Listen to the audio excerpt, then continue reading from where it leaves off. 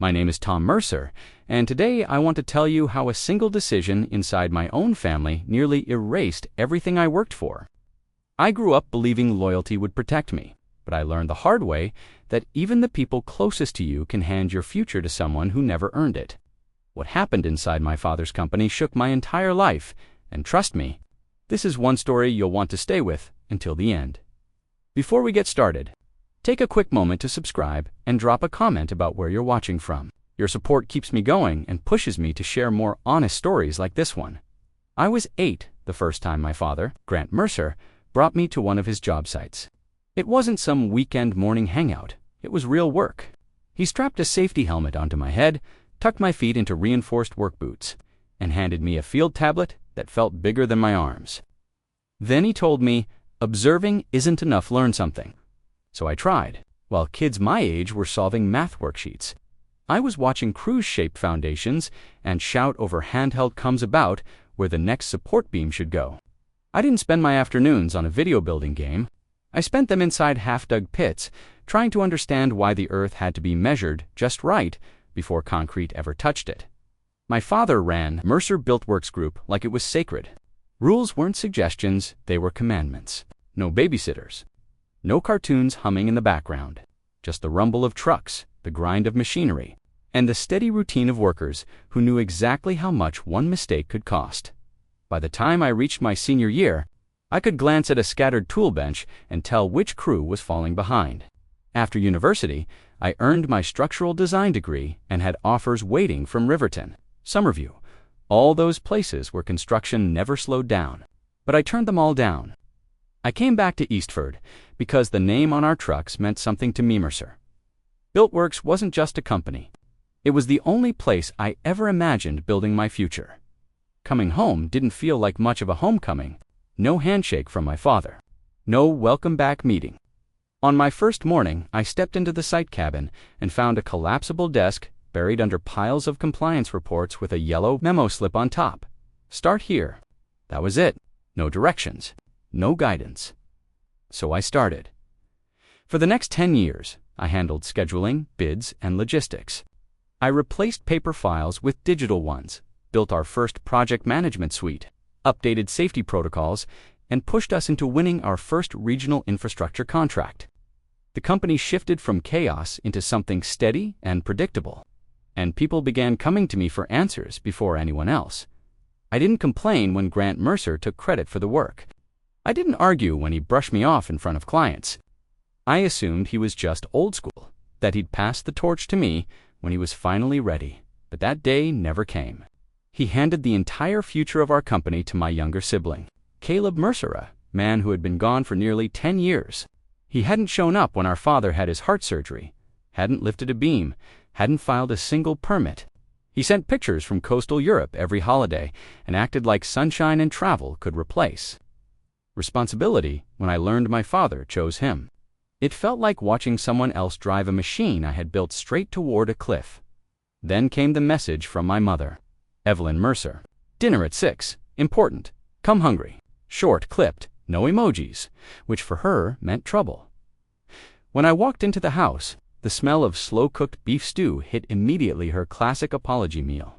Caleb was already at the table, casually settled, like he'd never disappeared. Clean-shaven, glowing from travel, wearing a loose linen shirt with a threaded pendant resting against his chest. His loafers were tossed under the table, and he gave me that crooked half-grin he always used to hide behind. "Hey, man," he said, as if 10 missing years were nothing. I nodded, but didn't return the smile. A moment later, Evelyn rushed in with a steaming dish of green beans, talking too brightly, pretending the past decade hadn't happened. "Sit down, both of you," she said, trying to force the room into feeling normal. So I sat. I stayed polite, and I waited because I knew a storm was coming. Caleb kept talking while we ate, filling the room with stories from his life in coastal Europe, where he claimed he ran an eco-housing project.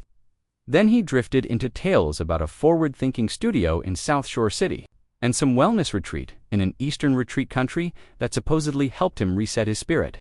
He spoke like he was recapping a long vacation, not a life he had walked into without warning. I laughed when he joked about a contractor from overseas who refused to use screws. But inside I felt myself drift further from the table. My father, Grant Mercer, stayed mostly withdrawn, barely eating. But watching Caleb with an expression, I couldn't place something between nostalgia and confusion. Then my mother, Evelyn, brought out dessert, a caramel torte. On a weeknight, that alone told me something was wrong. She placed each slice down slowly, like even the plates might break the moment. Then my father cleared his throat. The whole room shifted. "Starting next Monday," he said, wiping hands that were already clean, "Caleb will be stepping in as our Director of Vision and Growth." I didn't react. I didn't snap back or accuse him. I simply felt the floor tilt under me. Caleb tapped his fork lightly, just trying to help move things forward. "You noble end, legacy with progress." My father didn't look at me. "We need a fresh face," he murmured. "A modern voice, someone ambitious." I nodded to keep myself from shaking. Ambitious. That was what he called it, replacing the one who carried Mercer Builtworks through to economic slumps with the sibling, who spent nearly 10 years hopping between backpacker lodges abroad. I finished my slice, thanked Evelyn, and left, walking out the door. One truth sank in. They weren't promoting Caleb, they were erasing me. About a week later, during a quiet Wednesday at the office, I stepped into my father's doorway. "I need the Ridgeview Estates package. Corporate Counsel wants an update." Without looking up, he muttered, "Already with the Corporate Counsel office. Check the archive drive." That didn't make sense. We never sent out the only version of a high-value residential contract, especially not this one, the job I chased for 14 months, the one I fought for in front of the Planning Commission every single Wednesday. I searched everywhere. By job code, by keywords, by folders, even the restricted executive directory. Nothing. Not on the cloud. Not on the local servers. Not on the off-site backup. His rule, always keep one physical copy in the building, was suddenly broken. So I went to the records archive room. The space hadn't changed in decades. Metal shelves, beige walls, that dusty smell of old documents. I went through project logs from years, back soil tests. Then I saw it. An unmarked document sleeve wedged between two binders. Inside were 3 pages that nearly took the air from my lungs. Ownership transfer. 68% to Caleb Mercer. 20% to Grant Mercer. 12% to Evelyn Mercer. 0 for me. 3 signatures rushed onto the paper like no one had stopped to think except mine, which was never asked for. They hadn't just given Caleb a title, they gave him company. I held the pages, hands trembling, not sure if it was anger or heartbreak. When I walked back into the hallway, everything looked the same. Same buzzing lights, same worn carpet, same printer hum, except now nothing felt familiar. Janet Oliver, our operations coordinator, stood at the copier. She met my eyes, guilt flickering across her face. "I warned him it wasn't fair," she whispered. "I told Grant not to do it. Not like that, you knew." "Not all of it," she said, voice strained. "But enough." I nodded once and walked out of the building with the numbness of someone leaving a fire he can't put out. Only this time, the flames carried my last name. The next morning, my phone rang. Janet. Her voice was tight. "You need to come in now." I didn't ask questions. I grabbed my keys, found my outdated access card, and drove straight to Mercer Building. The badge still worked.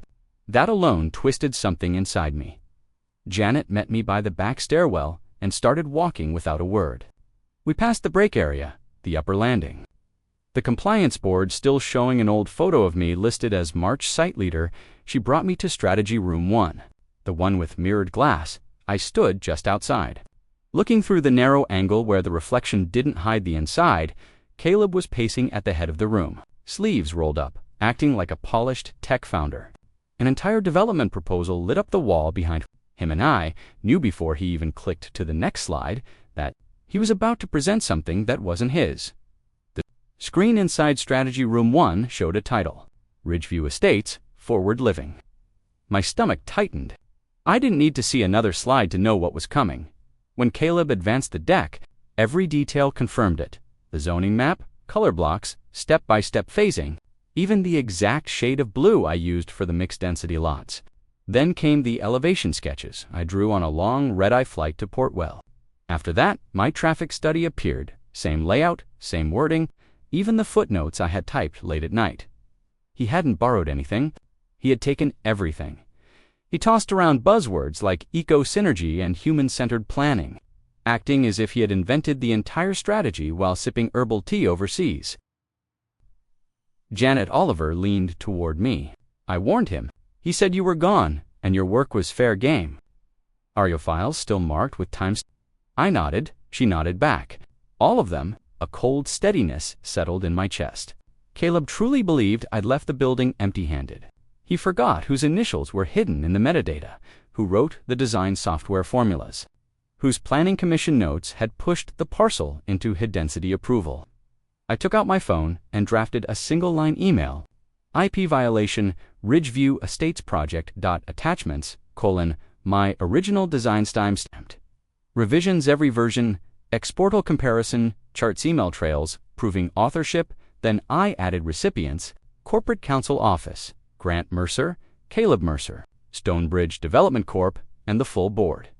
Before pressing send, I watched Caleb begin another slide about phase first sustainability, pretending it was his own concept. Then I tapped send. I didn't wait to see the reaction. I walked out in the hallway. Janet hurried after me. What happens now? Without slowing, I answered. Now we see whether the structure Caleb stole can stand once the foundation cracks. I chose a neutral spot for the meeting Harper's Corner Cafe on Westline Avenue, a place my father used to take me before site visits. I arrived early, sat by the window, and set an encrypted USB drive on the table like evidence waiting for a verdict. Grant Mercer walked in 9 minutes late, same as always. He moved through the diner like someone expecting applause that never came. The server waved, but he ignored her and sat across from me. I connected the drive, opened my original Ridgeview Estates plan beside Caleb's copied deck, and rotated the screen toward him. Every slide, every color, every spreadsheet tab matched mine. I zoomed in on the metadata created 7 months earlier. This is the project I built, I said, the same one that vanished from our secured archive. He blinked once. I slid the USB drive toward him. You get 48 hours. Admit it, or I take everything to Stonebridge Development Corp. And the board.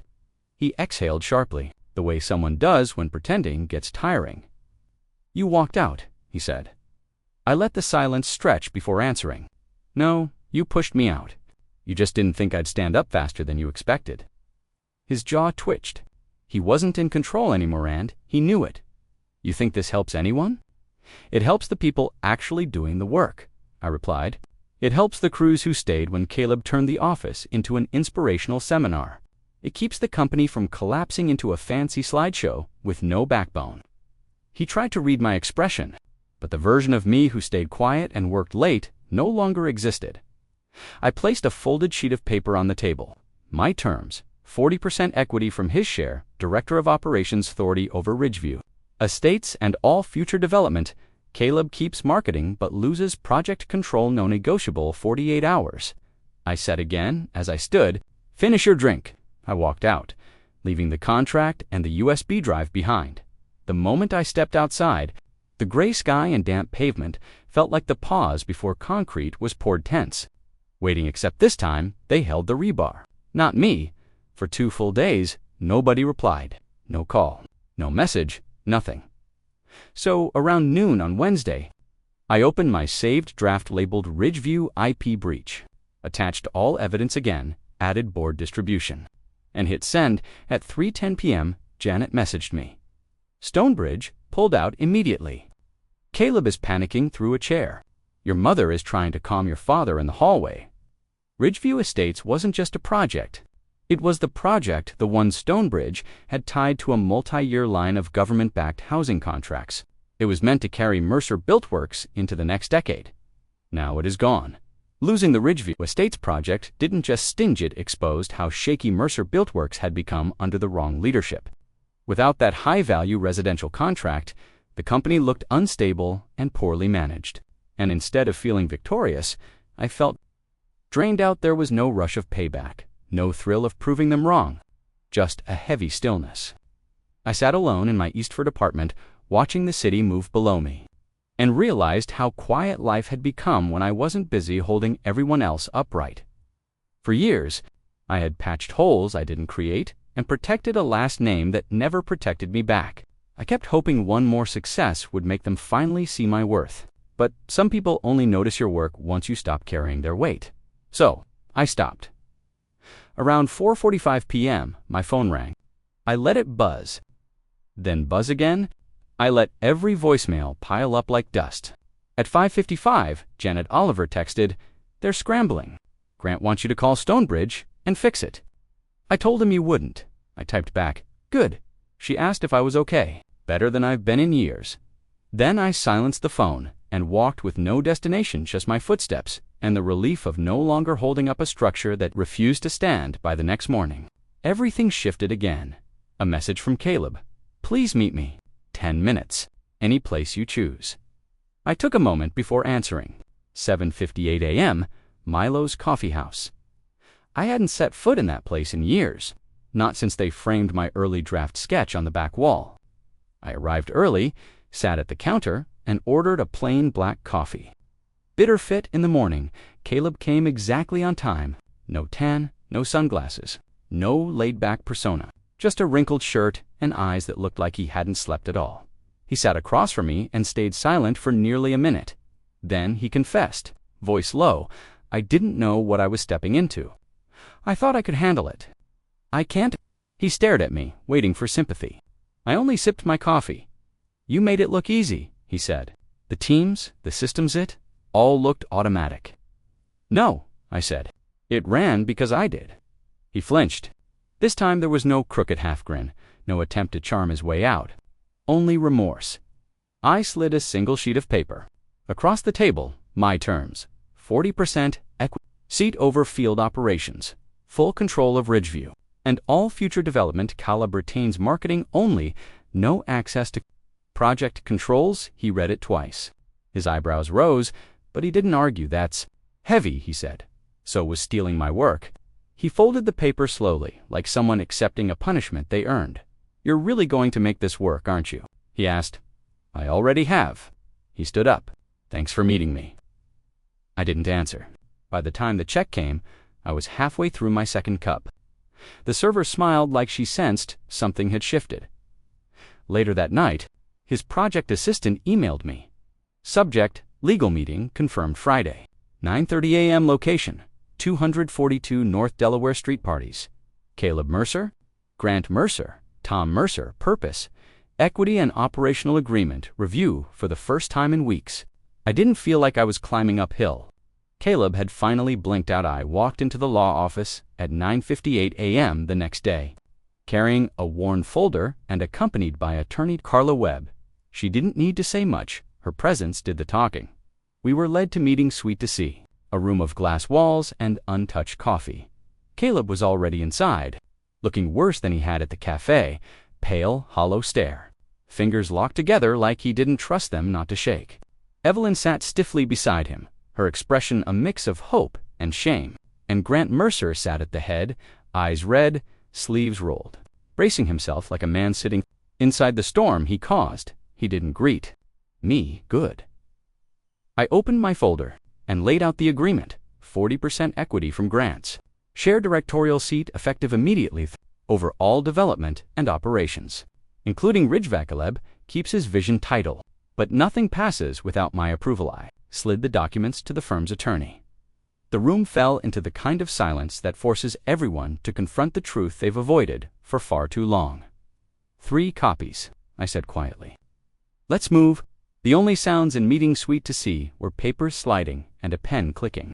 Caleb Mercer signed first, quick, stiff, no speech. He looked like a student rushing through a form before anyone changed their mind. Then the pen reached Grant Mercer. He stared at the signature line like it carried the weight of his entire life. 30 seconds of silence stretched out, long enough for someone still holding bitterness to hurt. But I wasn't holding anything anymore. Finally, he signed one slow stroke and leaned back, staring at the ceiling like he couldn't face what he had just given up. The attorney pressed the notary, sealed down 3 times. Final thuds. Done. She pushed my copy forward.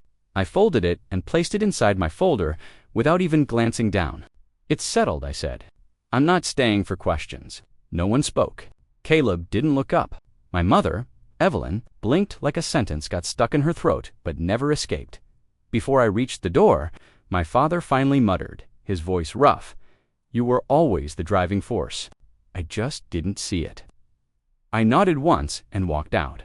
Not because his words fixed anything, but because maybe for the first time they didn't matter as much as the signed pages in my hand. For the next 2 months, I tore out the old structure and rebuilt Mercer Builtworks from the foundation up. The morning after the agreement, I stepped into the main office at 6:45 a.m. No speeches, no announcements. Just my field tablet, a punch list, and a new login code to the executive server.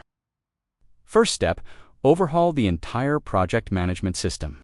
Everything got digitized. Permits, bid logs, contractor files, no more stray spreadsheets, hiding like ghosts, no more paper shoved in forgotten drawers. If a file couldn't be found in 2 clicks, it didn't belong. Second step, end uncompensated overtime expectations. Everyone clocked in through a mobile app. Overtime tracked, overtime paid, no exceptions. Then came the meetings, short, focused, clear. No more drifting stories about how we did it 50 years ago. Just problems, solutions, next steps.